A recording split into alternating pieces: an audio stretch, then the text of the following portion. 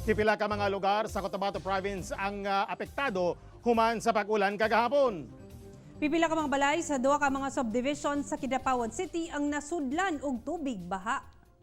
Samtang nasinati isab ang landslide sa usa ka lugar sa Makilala ug Samlang. Ani ang report? Dili mo ubos na napulo ka mga balay sa Taran ug Madrid subdivision sa Kidapawan City ang nabahaan. Human milapaw ang sapa duol sa lugar kagabi.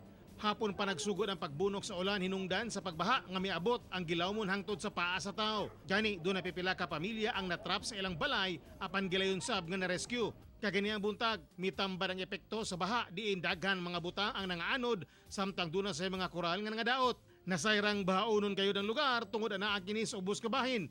Busa daling maapektuhan kumulapaw na ang sapa.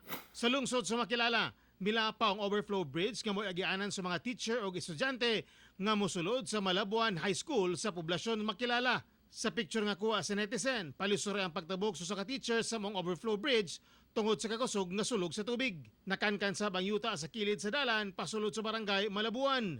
Daghang mga bato ang nagkatag sa kalsada nga dinala sa pagbunok sa ulan.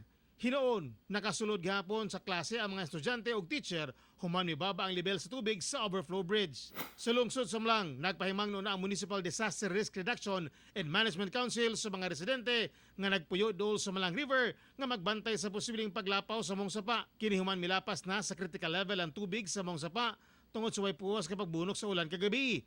Abiso sa MDRRMO sa mga residente nga gilayong mobakwit kung makitang taas na kayo ang level sa tubig sa sapa aron malikay sa disgrasya. Ako si Teco Campo para sa One Mindanao.